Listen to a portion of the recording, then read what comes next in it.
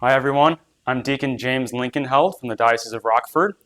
First of all, I just want to express my gratitude to Father Romke and all those who are working to make this project a thing this Lent. I think it's a really great thing that we can all journey together through this wonderful season, the whole point of which is to dive deeper into our Lord's heart, our Lord's open heart. And so this week, thinking on sacrifice and penance, what stuck out to me from Father Beatty's video was his point at the end about how Lent can be a time where we focus so much on the practices that we've assigned ourselves that we can make it about us more than the work that the Lord is doing. And so in this little testimony, I just want to share a story about how I've come to see in a real way that for sacrifice and penance, it's maybe not so much about the concrete things that I'm going to set aside and do extra, as it is about really growing in a spirit of penance, in a spirit that our Lord wants to give us, His own Spirit. And so this past October, I was ordained a deacon, which was beautiful. And shortly thereafter, I got fairly sick. And so because of the pandemic regulations, I was confined to my room for a decent amount of time, pretty much alone, with some people coming to give medicine or food, stuff like that. But most of my days were passed on my own, which was a huge bummer to me because at diaconate ordination, I told myself, great, you've got just a few months left until priesthood. This is time to take advantage of this time that the Lord is giving you to become a man of sacrifice that I think a priest should be.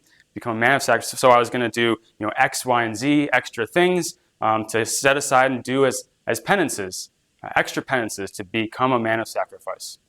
But being confined to my room, some of those weren't quite possible, like an extra walk to a church throughout the week, or didn't really have the energy to do an extra rosary on the days that I had previously wanted to. This really forced me to have to reimagine life with Christ and how He is seeking to encounter me, how He wants me to grow. I thought that it was going to be through these extra penances, but the Lord really spoke to my heart during that time and reminded me that in His providence, the Father has already given me what I need to become holy. In everyday life, I have what I need to become holy. And so where my circumstances are is where I'm planted, and that's where He wants to water me with His Spirit and help me grow, to flourish. Even if that meant being alone in my room, confined, sort of sick, right?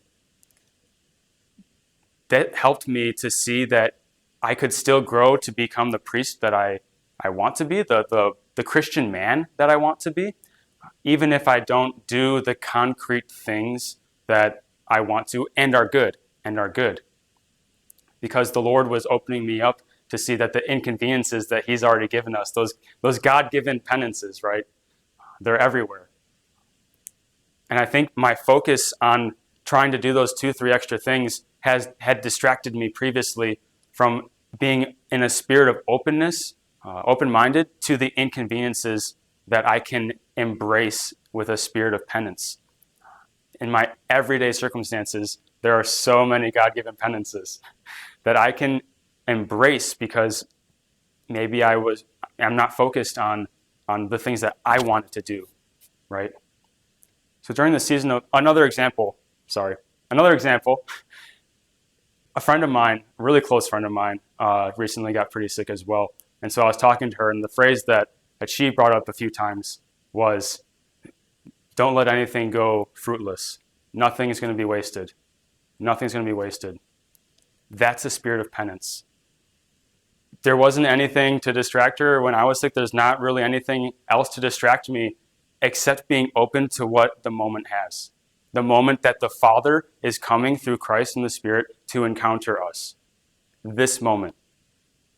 So maybe this season of Lent, this week, while we're focused on sacrifice and penance, maybe it can be a good thing for us to look at what we've said we were going to do for Lent, those good practices, the things that the church exhorts us to, so that it's very good that we do them. Maybe look at how we've grown through doing them, How have we journeyed deeper into the Lord's heart that's so open and willing to sacrifice for us? Maybe if we find ourselves a little more complainy or a little bit more annoyed at inconveniences, even though we're doing these sacrifices and penance, maybe it means that those things that we've told ourselves to do for Lent aren't really helping us grow in a spirit of penance. So I just encourage you with my prayers. I'm praying for all of you. Please pray for me, and we'll get through this Lent together, huh?